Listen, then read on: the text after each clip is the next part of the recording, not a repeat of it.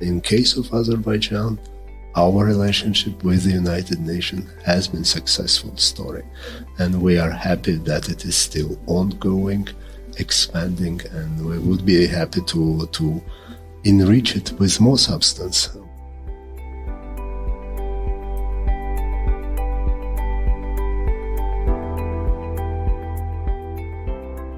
Hi everyone, I'm Natalie Alexander, and welcome to The Next Page, the podcast of the UN Library and Archives Geneva, designed to advance the conversation on multilateralism.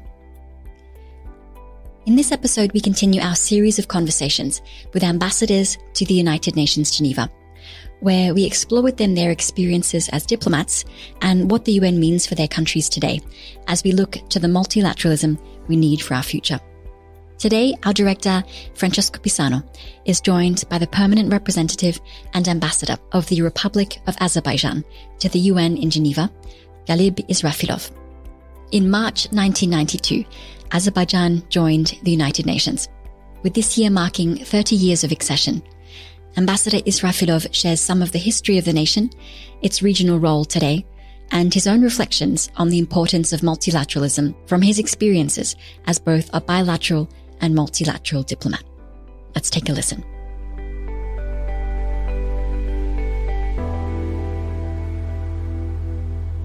Welcome everyone to a new episode of our Ambassador series here with the United Nations Library and Archives in Geneva. This is The Next Page, the podcast designed to advance the conversation on multilateralism. Today in the studio, together with me, is Ambassador Galib Israfilov of Azerbaijan. He's the permanent representative of Azerbaijan to the UN in Geneva since 2021, relatively new, and he did his studies on international relations in Azerbaijan and the United States. He was ambassadors to Austria, Slovenia, and Slovakia before getting to Geneva, and he also represented his country to the Organization for Security and Cooperation in Europe. His experience with the UN is not limited to Geneva. He served also in postings in Vienna, in New York, and since last year here in Geneva, as I said, as the permanent representative of Azerbaijan to the UN in Geneva. Ambassador Excellency, welcome to the podcast. And why don't you introduce yourself and tell us and our audience how you became a diplomat and eventually the permanent representative of Azerbaijan? Well, good morning to everyone, and thank you for this opportunity. Director Pisano, I appreciate this chance to introduce myself as a newly appointed ambassador and permanent representative of Azerbaijan to Geneva. I'm here for a relatively short period of time, but already feel myself as if I am here for a while already. And the reason for that is that issues at the agenda of most of international organizations are pretty much the same, like they are in Vienna or in New York. And the positions of the countries which are regularly expressed, and they are echoing their colleagues in the respective capitals. So I'm a career diplomat since 96 and have entered the foreign ministry officially right after the graduation of the university. The choice of being a diplomat, again, was impacted by a combination of factors. Education, and I also enjoyed learning languages as well as political geography. On the other hand, I graduated from the secondary school in the period when the USSR collapsed and Azerbaijan restored its independence. And these were the difficult periods of transitioning from the planned economy and a country which was limited in rights and freedoms to the independent state with market economy, with democratic institutions, with a vibrant civil society. And many challenges and injustices committed against Azerbaijan have shaped the political landscape of the country. And as a young individual who had graduated from the school, I was very much impressed by these injustices. And of course, one of the options was to continue my study in the diplomacy area, in international relations, in parallel with the languages which I learned. That's how I entered Baku State University and Faculty of International Relations. It was recently opened. We didn't have such a faculty before because during the Soviet Union, all of those diplomats were prepared in Moscow, and I didn't have a chance to be part of that because after the collapse, that quotas which existed, they disappeared for Azerbaijan. I believe it's for the better that I had the chance to be one of the first graduates of our own university. The other factor, of course, is the challenges that Azerbaijan faced. The collapse, the economic, the relations disruptions because of the collapse of the former empire had also accompanied with a number of political and social challenges, and that also triggered an independence movement within Azerbaijan. And the people demanded more freedoms, more rights, and we were also active part of a student movement within the university, which has also asked for more opportunities in going into the closed pages of history of the USSR and bringing more clarity and transparency to the political establishment, to the institutional building of the state.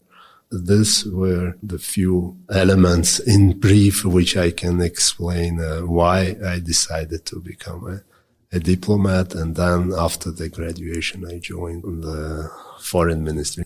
For those who didn't have a chance to visit your country, how would you present Azerbaijan briefly and maybe mention the key moments of its history?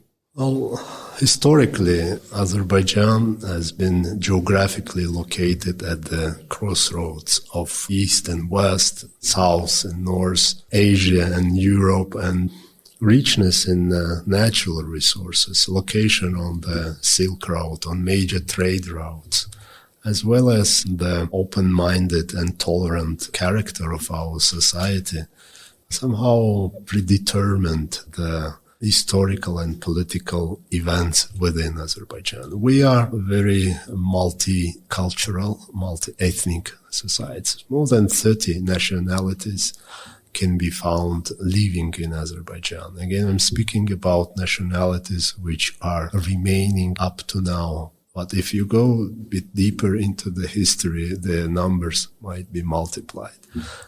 Secondly, Azerbaijan is a very multi-religious society. Despite the fact that we are predominantly Muslim society, we have, for instance, one of the biggest compact settlement of Jews who are living for millennia in Azerbaijan and have not experienced any discrimination. On the contrary, they have been one of the active members of our society in the parliament, in the state structures, in the militaries, and promoting independence and prosperity of Azerbaijani nation. We have a number of Christian congregations living in Azerbaijan, Orthodox, Protestants, Catholics, as well as others. And this is also a historical legacy of Azerbaijan because we were Islamized in the 7th century, and before that, most of the central and western part of Azerbaijan were Christians, and we still have the historical Christian community, which are dating back to the 1st or 2nd century of current era of Anno Domini, and they claim the descendants came from Jesus Christ and the apostles who were accompanying him. So it's again another layer of multicultural aspect, which is very peculiar for Azerbaijan. Azerbaijan is also famous for its richness in oil and gas. Some says that it can be a curse, but it can also be a blessing. And if you use these resources wisely, if you manage to mobilize these resources for current generation, as well as to project these resources for future development of the society and country in general, then they are becoming a necessary fuel to empower and to prosper the society and the country in general. and to transform this black fuel into the human potential, into education, into health, into social services sector. So these are also peculiarities of Azerbaijan. Economically, Azerbaijan is also one of the richest countries in terms of geographic advantages.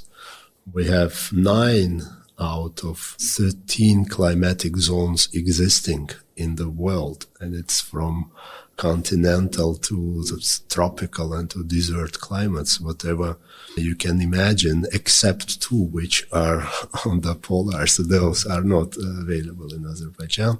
It is very arable agricultural land, and we can produce everything from citruses, kiwis and bananas to potatoes or apples. That also helps to ensure our food security, to ensure stability and economic independence in terms of the livelihood of the population.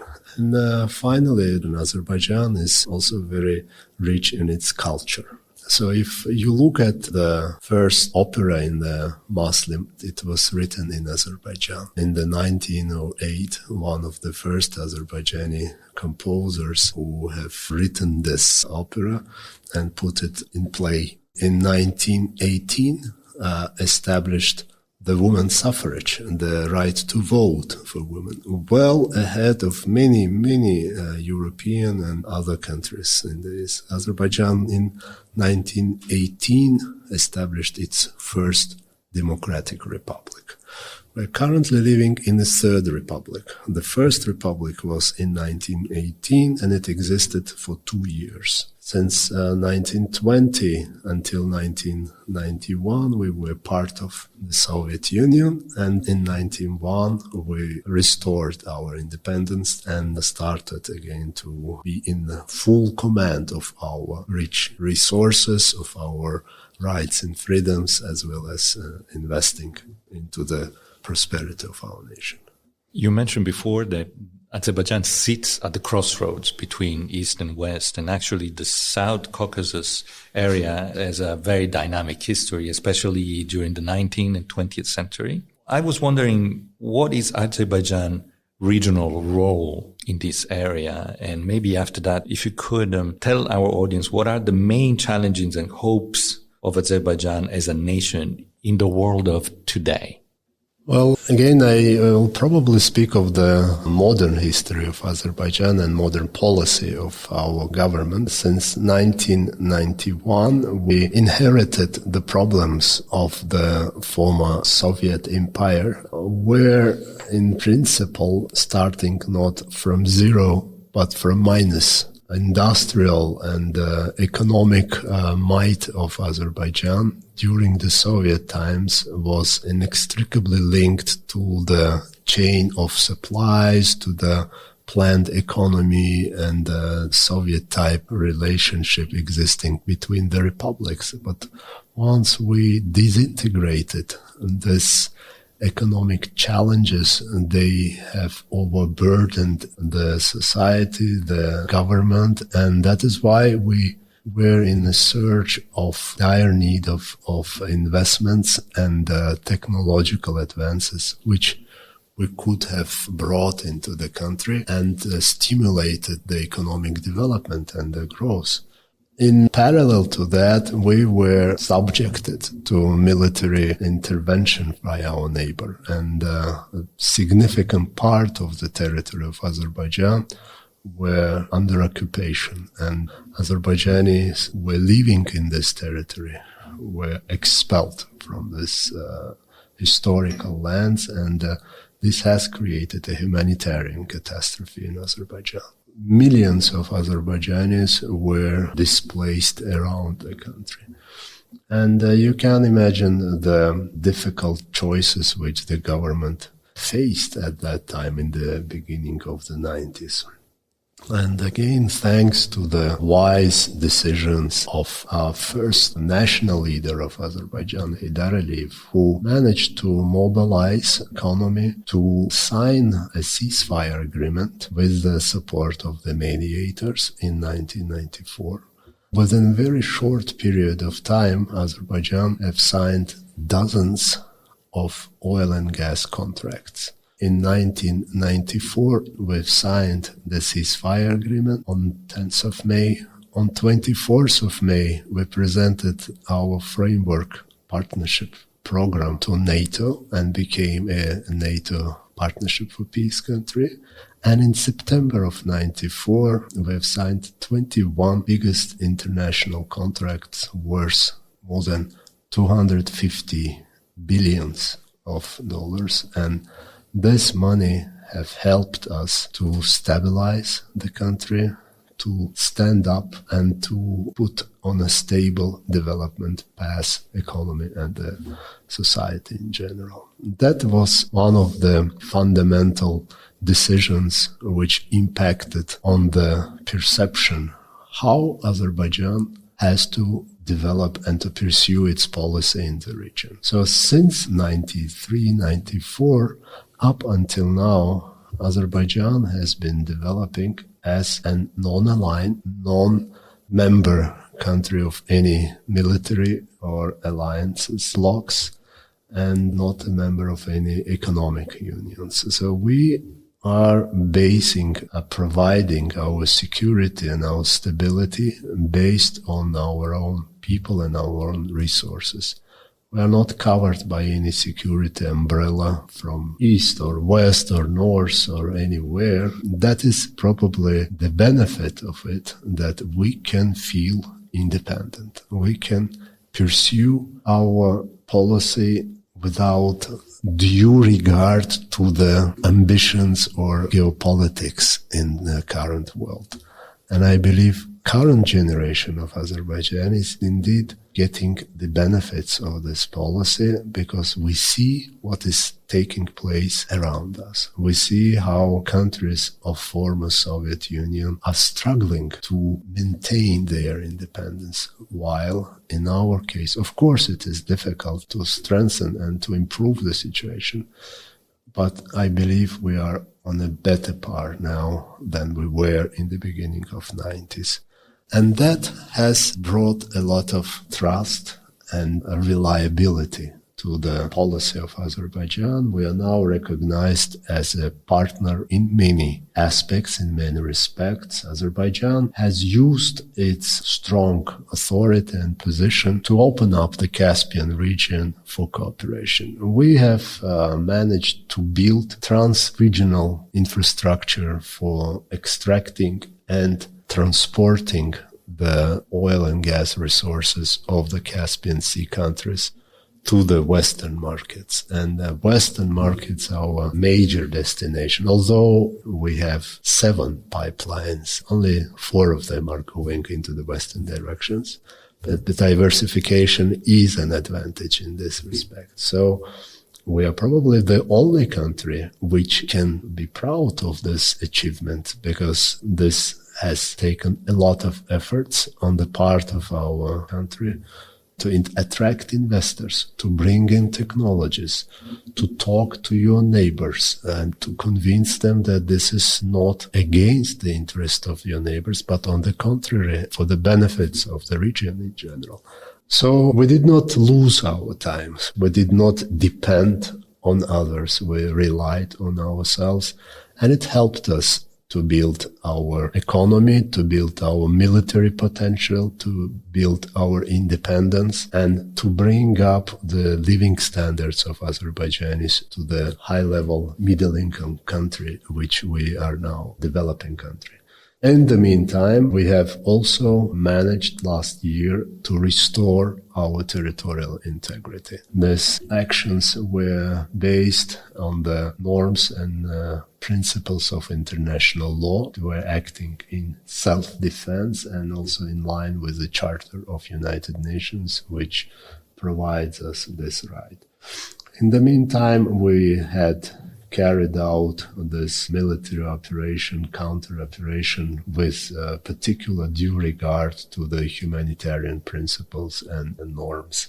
So now we have created a new reality in the region. We are in favor of closing the chapter of the conflict. We're in favor of establishing normal, predictable, and mutually beneficial relationships with all our neighbors. And we believe that this region has to be free of conflict, has to be free of dividing lines, has to be free of foreign troops, I would say. It has to be seen as the source of inspiration, source of creativity, source of development, but not as a source of tension.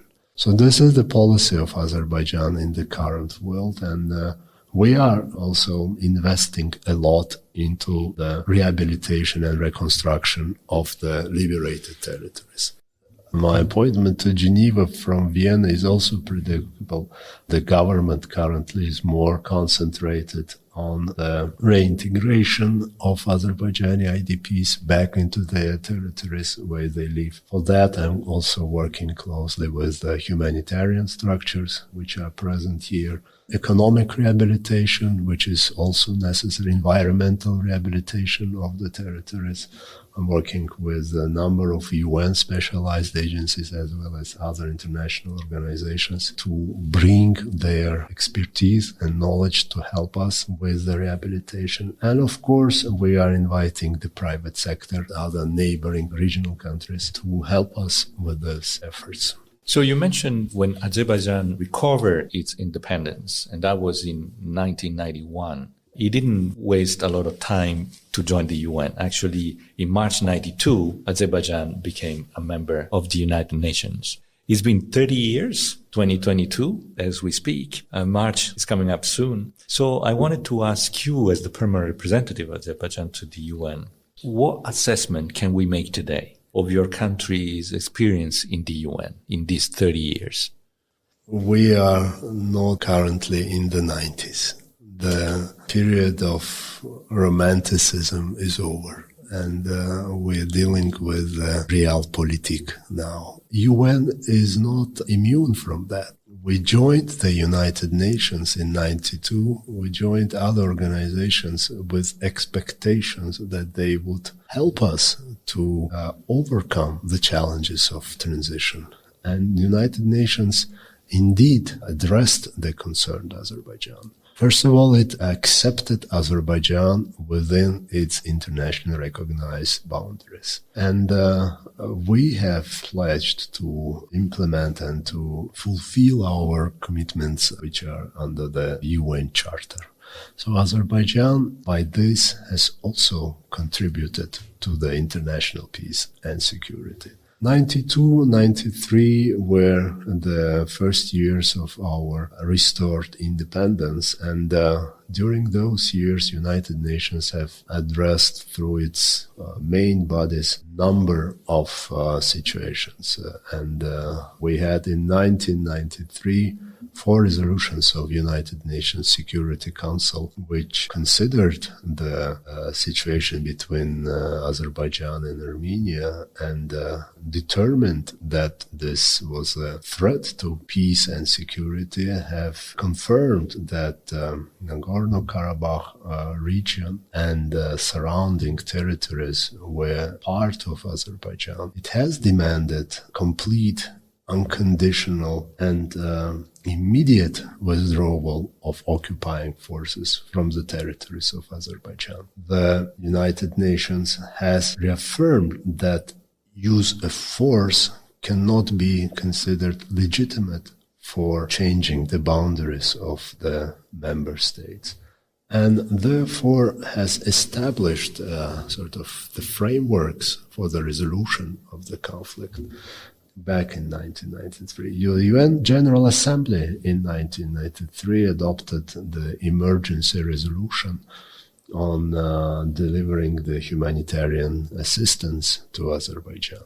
Because of the massive flow of internally displaced persons and UN-affiliated structures, UNHCR, UN specialized agencies, ICRC, and others have helped us a lot in relieving this heavy burden on the shoulders of the government. And we're extremely thankful for the United Nations, for the specialized agencies, for its institutions, which helped us in this early stages of state building, of institutional building in Azerbaijan. And gradually we have built up that national capacity and that transfer the ownership over these processes to our local authorities. So that is one issue. The second bulk of issue that is related to economic activities, and UN has deployed a field mission in Azerbaijan. The UN resident coordinator is carrying out on a regular basis a number of activities in Azerbaijan, starting from social, economic and humanitarian activities. And this is also one of the tools that in general contributing to the success of international organization, because we are tempting to judge the failures and success of international organizations based on the deliverables we receive from them. And in case of Azerbaijan, our relationship with the United Nations has been a successful story, and we are happy that it is still ongoing, expanding, and we would be happy to enrich it with more substance. We would like to see more pressing issues of concern, such as climate change, such as gender balance, such as issues related to the alternative energy resources, or water, or SDGs in general are also incorporated and in cooperation with the government are addressed in Azerbaijan, and we're working on these issues too. So yes, this is a different, I would say, level of cooperation if we look back into the 90s, because at the beginning we were the recipients of the contribution. But now we are providers of security. And we, together with the United Nations, were active in Afghanistan, in Iraq, or in Kosovo, and provided financial contributions and many projects and realized with them. So our perception of cooperation with United Nations through these 3 decades have changed. And I'm looking forward to celebrate that date of accession to UN and Geneva. Absolutely. And we were saying before, just in the beginning of the episode, we were saying how different it is for a diplomat to serve on a bilateral post or to serve in a multilateral post. And I wanted to hear from you, what is your vision of multilateralism, being appointed in your early career as ambassador to countries, and now throughout your experience with the UN that spans Vienna, New York, and Geneva, multilateralism seen from the eyes of a permanent representative? Well, it is a different feeling, a different philosophy from an ambassador who works in bilateral or in multilateral. In bilateral, you can be creative, you can be feeling the results of your activity. In multilateral, it's probably more a common exercise, a cooperative effort on the part of the international community or members of the organization. And it is a long-term process when you will start feeling the results of your activity. It's not like that you brought an head of the institution to your country and then you will get this immediate results. No, it's a long road with its own ups and downs. And then a lot depends on the environment in which the multilateralism is functioning. We are for strengthening multilateralism because we believe that for small countries like Azerbaijan, especially which is not covered by any security guarantees or a member of any bloc or alliances, the multilateralism is the best platform to protect and promote your interests. And on the other hand, multilateralism is also a good tool to ensure and to strengthen respect for international law and international principles, interstate behavior, because through multilateralism can enforce certain modes of operandi of member states, and you can make the situation more predictable, more stable, and even under control because of the toolboxes that multilateral institutions possess. In bilateral, that is impossible to achieve, and you are probably aware of that. So Azerbaijan is one of the believers in the multilateralism and in international law. Although we see that the power of force now dominates over international law, we would not like to lose this architecture of international security, which is based and premised on the respect to the norms and principles of international law. Yeah, and I think this is common to all small countries. All small countries are aware that one of the basic principles for the existence of the UN was to provide them with this security framework in which they feel protected and they feel together at the same time. And actually, one of the most famous quotes about the UN goes that it was created not for the big ones, they don't need it. It was created for the small ones, they need it most. And actually, several permanent representatives today come back to the principle of being a small country in the UN is being, in a way, at the center of the original philosophy of multilateralism. How do you see the future of multilateralism in this rapidly changing world? You mentioned 30 years in the UN. For the past 30 years, there have been so many changes. And when we project the next couple of decades, then we see the more change is coming, higher speed.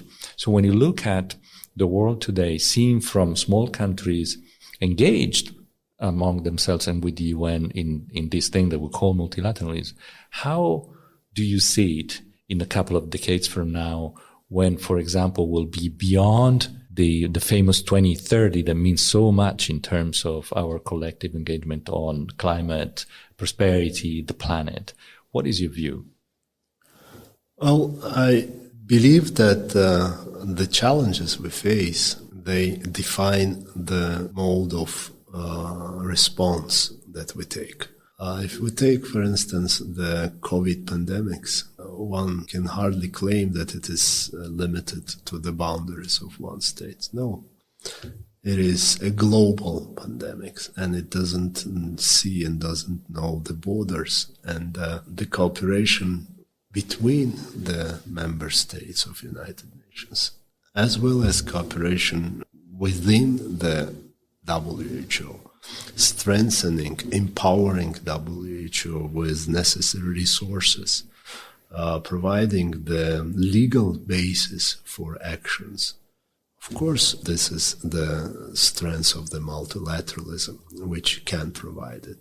And I'm hopeful that we can achieve and succeed in that, because without achievement, we can hardly defeat this pandemics. And on the other hand, if we take hard security matters, for instance, the contradictions existing between different centers of gravity, I would call it like this, and mass media, which is on one hand sort of exaggerating the current perception of risk and security, and the societal assessment of that risk, how ordinary people understand and relate toward that risks. That impacts on the position of member states within multilateralism.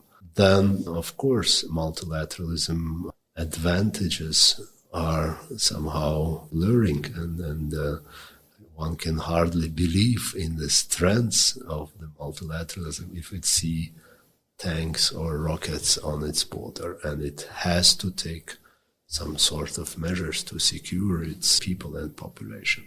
So there are several sort of defining factors of environment within which multilateralism still exists and functions. In one case, multilateralism is effective, as it is with pandemics, for instance, and response to the disease. In other cases, if we take, for instance, hard security topics and problems, it is not. Then other forms of interaction and cooperation, or other formats probably can be more effective. So I'm not dogmatic in that sense. I'm more in favor of a flexible approach. If United Nations in 1945 established as a body to prevent humanity from a scourge of war has fulfilled its certain role within this span of time of I don't know how many years since that time. Maybe we have to look again at this constellation within the United Nations system and see maybe the number of states which can take also more responsibility in terms of peace and security and have grown up. Maybe we can change a number of Security Council permanent members. Maybe the number of non-permanent members can be increased.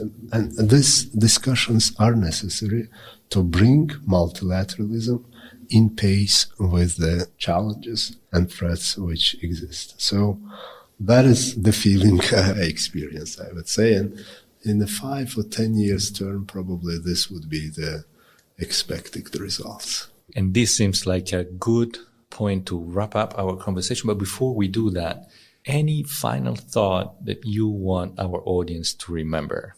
It's important for me, I would probably base this on my own experience, to work and to achieve justice. And whatever it takes, it's necessary to work towards that objective. And if someone sees injustice and can contribute to the correcting the situation, rectifying it, I am in favor of justice. I would be willing to see world more just and fair in the future. Well, thank you for that. Ambassador Galib Israfilov, thank you so much for taking the time to be with us on this episode of The Next Page. Thank you, Director Pisano, for this opportunity.